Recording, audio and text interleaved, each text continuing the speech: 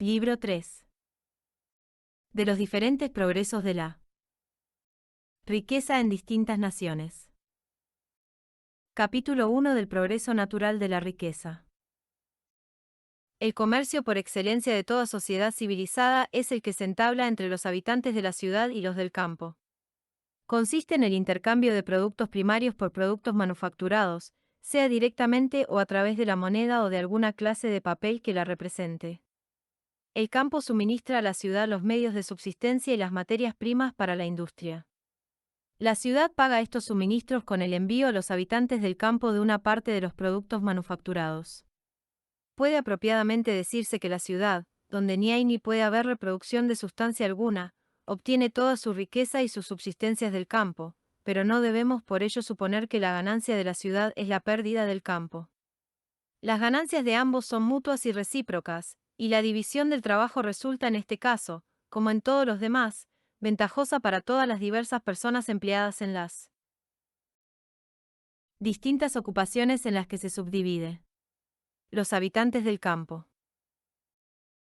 compran en la ciudad una cantidad mayor de bienes manufacturados, y con el producto de una cantidad mucho menor de su propio trabajo, que la que necesitarían si intentaran fabricarlos ellos mismos. La ciudad aporta un mercado para el producto excedente del campo, o lo que supera la manutención de los cultivadores, y los habitantes del campo lo intercambian allí por alguna otra cosa que necesitan. Cuando mayor es el número y el ingreso de los habitantes de la ciudad, más amplio es el mercado que proporciona a los del campo, y cuando más amplio es dicho mercado, resulta más ventajoso para un número mayor de personas. El cereal cultivado a 1 milla de la ciudad se vende al mismo precio que el que procede de una distancia de 20 millas. Pero el precio de este último debe generalmente pagar no solo el coste de cultivarlo y traerlo al mercado, sino también proporcionar al granjero el beneficio corriente en la agricultura. Los propietarios y cultivadores de los campos próximos a la ciudad, en consecuencia, ganan en el precio de lo que venden, más allá de los beneficios ordinarios de la agricultura, todo el valor del transporte de la producción similar que proviene de lugares distantes, y además se ahorran el valor de este transporte en el precio de lo que compran. Si se compara el cultivo de las tierras cercanas a cualquier ciudad grande con el de las tierras más apartadas, se comprende fácilmente en qué medida resulta el campo beneficiado por el comercio con la ciudad. Aunque se han lanzado ideas absurdas a propósito de la balanza comercial, jamás se ha pretendido que el campo pierde por su comercio con la ciudad, o la ciudad con el del campo. Así como es natural que la subsistencia preceda a la comodidad o al lujo. El trabajo que produce la primera precede al que suministra los segundos. El cultivo y mejora del campo que suministra la subsistencia, entonces, debe ser necesariamente anterior al crecimiento de la ciudad, que solo suministra comodidades y lujos. Es solo el producto excedente del campo, o lo que supera la manutención de los cultivadores, lo que constituye la subsistencia de la ciudad, que solo puede expandirse cuando lo haga ese producto excedente. Es cierto que la ciudad no siempre deriva toda su subsistencia de los campos vecinos, y a veces ni siquiera de todo el territorio al que pertenece, y aunque esto no representa una excepción a la regla general, ha dado lugar a grandes variaciones en el progreso de la riqueza en diferentes épocas y naciones.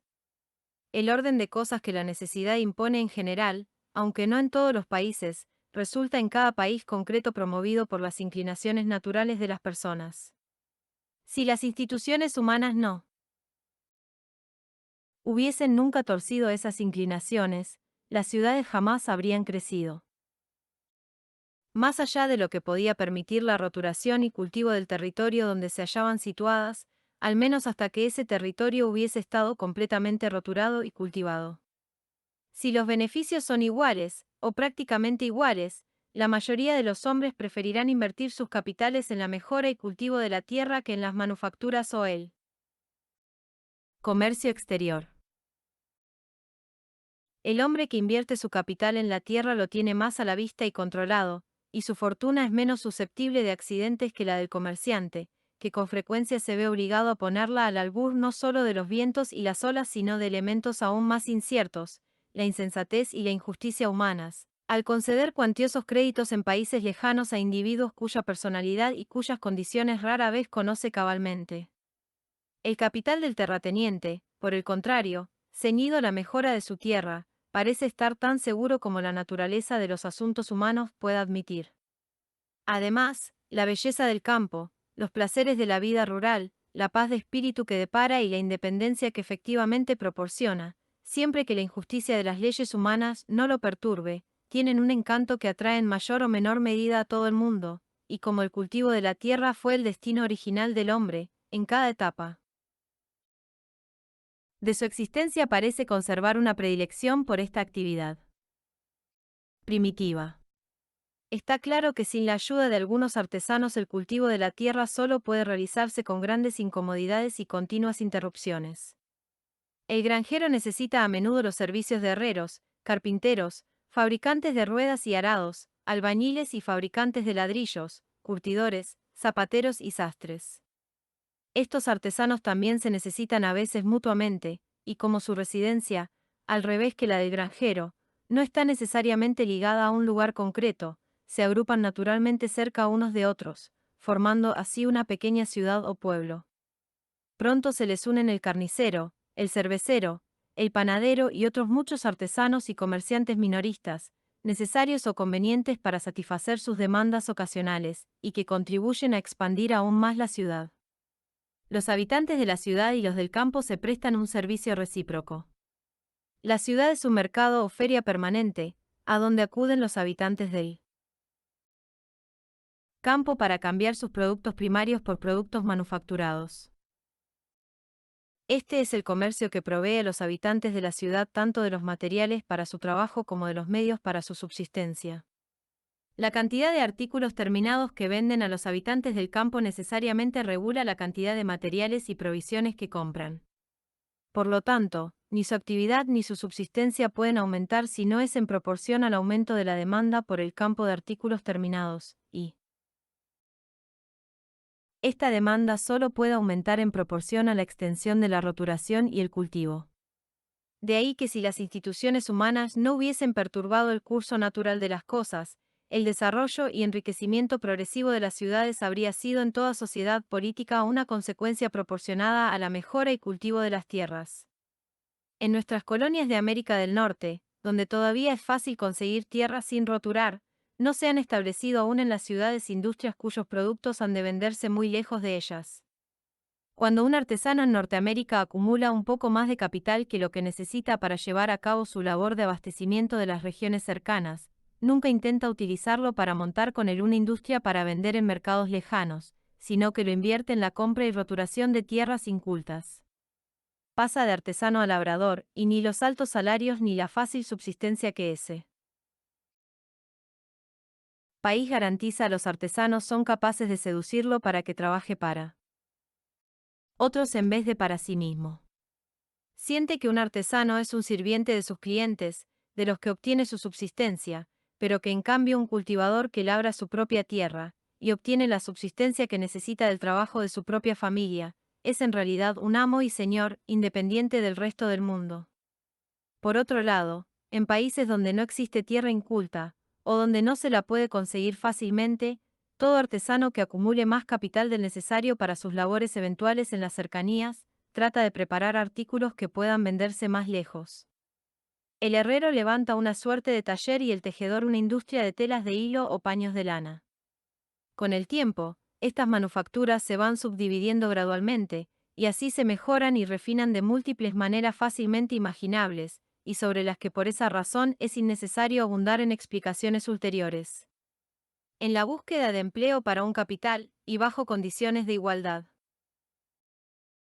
o práctica igualdad en los beneficios, la industria es naturalmente preferida al comercio exterior, por la misma razón que la agricultura es preferida a la industria.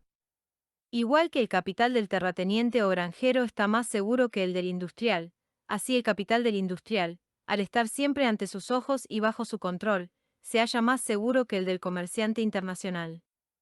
Es verdad que en cualquier etapa de cualquier sociedad, lo que sobre tanto de la producción bruta como de la elaborada debe ser remitida al extranjero para ser intercambiada por algo para lo que haya demanda en el país. Tiene muy poca importancia que el capital que transporta ese excedente al exterior sea nacional o extranjero.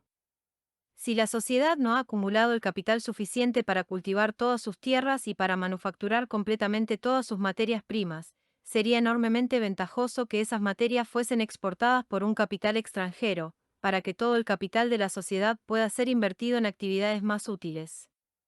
La riqueza del antiguo Egipto, la de China y el Indostán demuestran claramente que una nación puede alcanzar un alto grado de opulencia aunque el grueso de su comercio de exportación sea realizado por extranjeros.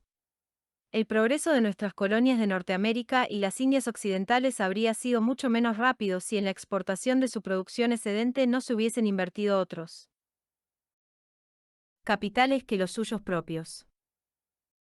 Por lo tanto, según el curso natural de las cosas, la mayor parte del capital en toda sociedad que crece se dirige primero a la agricultura, después a la industria y por último al comercio exterior. Este orden es algo tan natural que se ha cumplido en cierto grado en todas las sociedades que han poseído algún territorio.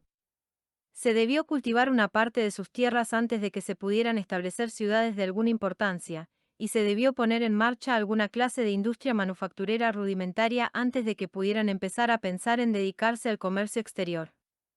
Pero aunque este orden natural de las cosas debe haber regido en cierto grado en todas las sociedades, ha sido en muchos aspectos radicalmente invertido en los modernos estados de Europa.